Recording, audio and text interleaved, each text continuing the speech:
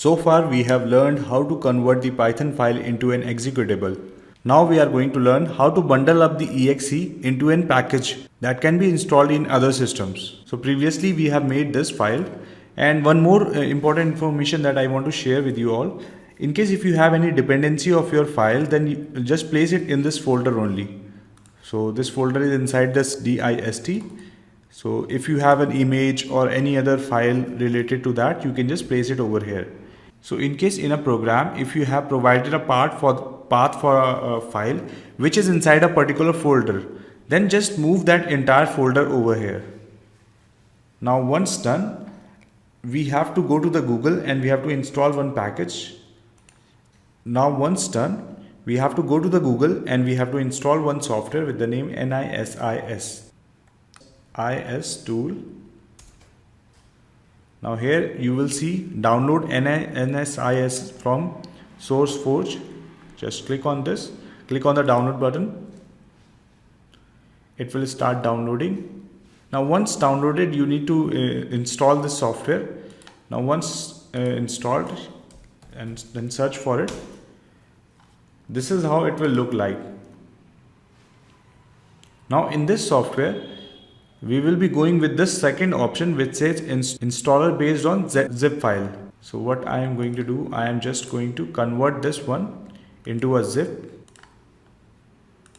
and I will name it as a setup file or anything else that you want to give.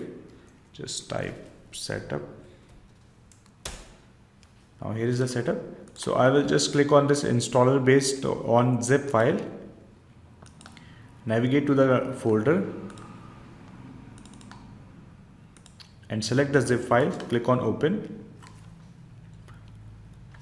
Now here if you want to change the name for the file, you can do it from here, and from here you can select the path where the software will be installed by default on user's computer. So for example, I can give it to desktop.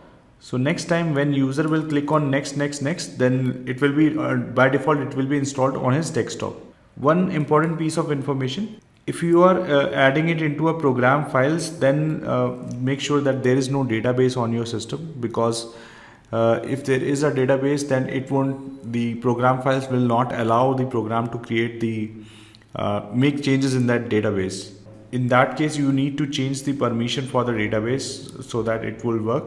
It would be better if you just provide the desktop or any document path for this software.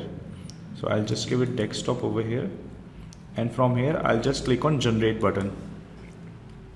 This will take some time depending upon the size of the software. Since we have a small file, that's why it is completed now. Now close the program, close this software. Here you can see that we have a setup file for this thing. Now the moment I will click on the setup file, it will ask me whether I want to allow this software or not. Just click on yes. Now it is giving me path where you want to install this software. So either I can go with the default one, which is desktop, or I can just change this path from here. So I'll just go ahead and install it in my document and then click on install button. Now once done, click on close button. Go to the documents, and here you can see that dist folder is there.